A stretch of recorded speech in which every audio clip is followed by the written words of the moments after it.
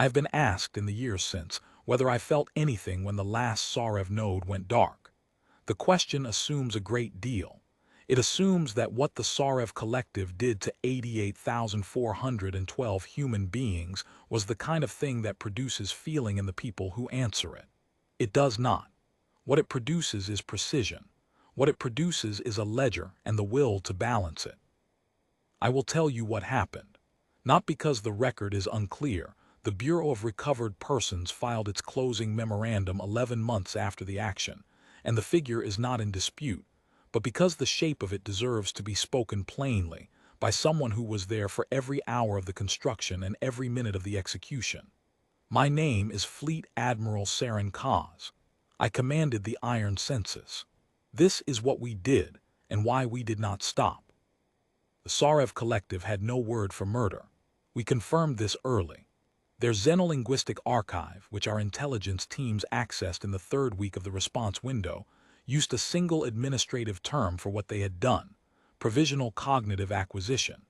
They had transmitted their census protocol through 14 human relay stations across the outer arm, stations we had built for freight coordination, for medical dispatch, for the ordinary commerce of keeping people alive in deep space.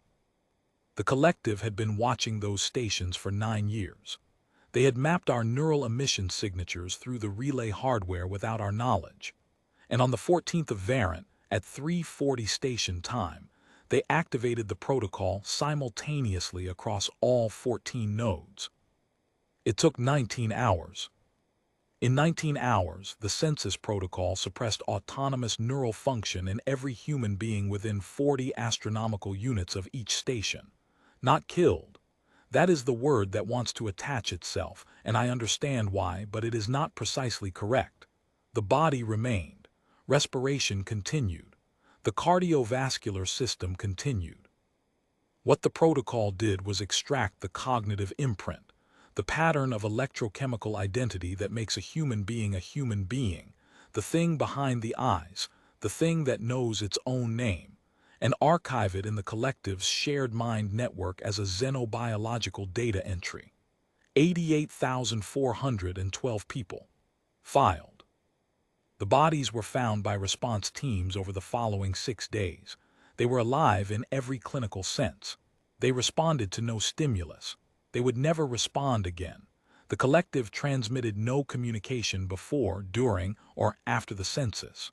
The relay stations were repurposed as signal boosters for the collective's own network. The Bureau of Recovered Persons opened its case file. I received my orders 4 days later. I want to be precise about the construction phase, because it was not rushed and it was not improvised. We had 22 days at Vorath Station, in the deep space dry dock that the Bureau of Strategic Response had maintained for contingencies of exactly this kind. 6 signal inversion platforms, each purpose-built to speak the collective's own extraction protocol at a volume and frequency the protocol's designers had never considered necessary to defend against. 31 interdiction hulls to close the physical infrastructure once the signal work was done, and the command vessel Absolute Return, from whose flag bridge I would watch the action complete. The principle of the inversion was not complicated, though the engineering took every hour of those 22 days. The Sarev census protocol was a broadcast signal. It went out, it acquired, it returned data to the archive. Our platforms did not jam it. They spoke it back.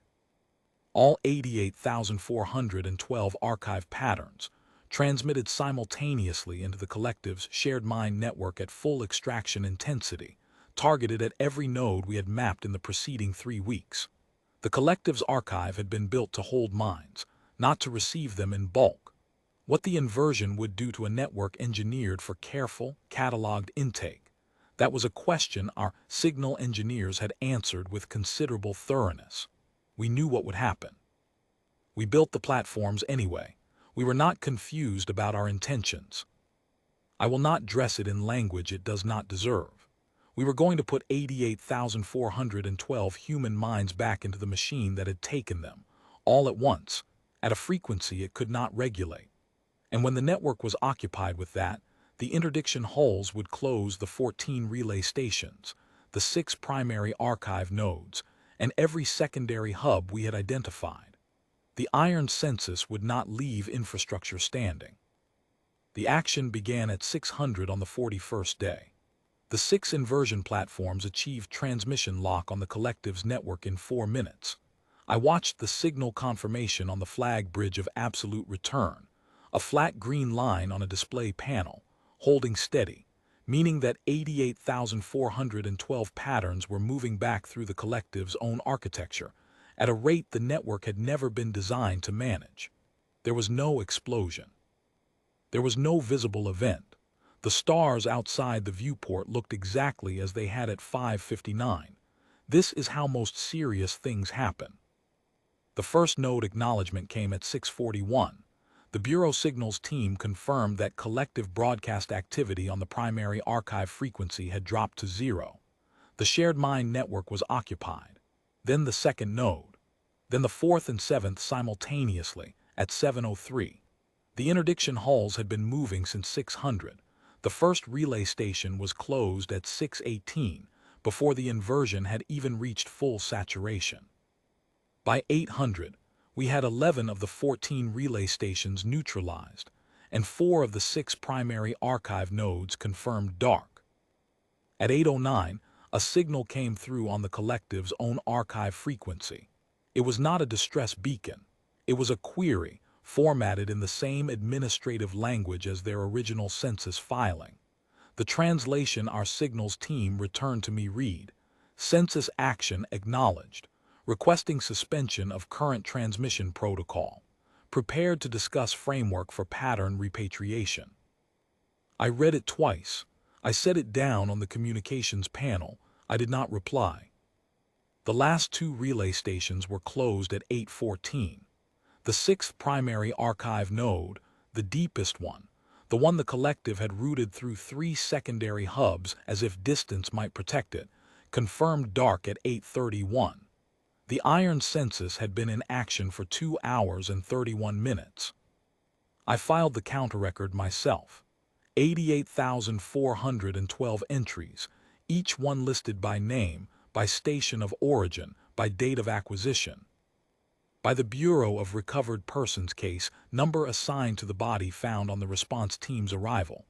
Against each entry, in the column the collective's own archive format reserved for data status, I entered. Returned. The file was transmitted to the Bureau's central registry at 8:47. The Bureau acknowledged receipt at 9:12 and closed the case as administratively resolved. There is a question I have been asked almost as often as whether I felt anything, and it is whether the Sarev Collective's query, the suspension request, the offer to discuss repatriation should have given us pause, whether we should have stopped the action and opened a channel. I have thought about this carefully because I believe it deserves a careful answer rather than a dismissive one. Here is the answer. The collective transmitted no communication before the census protocol activated. They transmitted no communication during 19 hours of extraction. They transmitted no communication during the 6 days it took our response teams to find 88,412 empty bodies in the dark. Their first communication came at 8:09, 9 minutes before the last relay station was closed, when the inversion was already complete and the question of the archive nodes was already settled. They did not ask us to stop before they started. They asked us to stop after we had already finished. The Iron Census did not stop. The Iron Census had nothing left to stop. I do not know whether the Sarev Collective has a concept for what happened to them. I do not know whether their shared mind network, having received 88,412 human cognitive patterns in full force through its own intake architecture, retained anything coherent afterward. Our signals teams monitored the collective's broadcast frequencies for 90 days following the action and recorded no transmissions of any kind.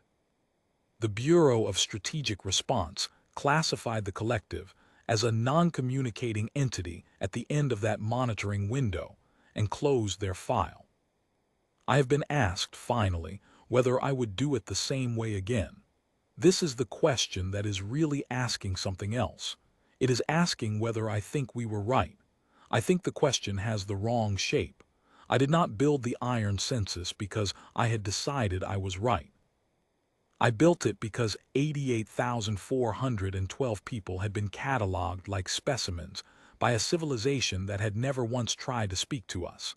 And the only language that civilization had demonstrated it understood was the language of its own protocols, returned. We spoke that language. We spoke it once, at full volume, until there was nothing left to answer. That is what we did. I have not lost sleep over it. I did not expect to. The 88,412 bodies remain in Bureau of Recovered Persons care. They are alive. They will always be alive in that exact sense and in no other. The B.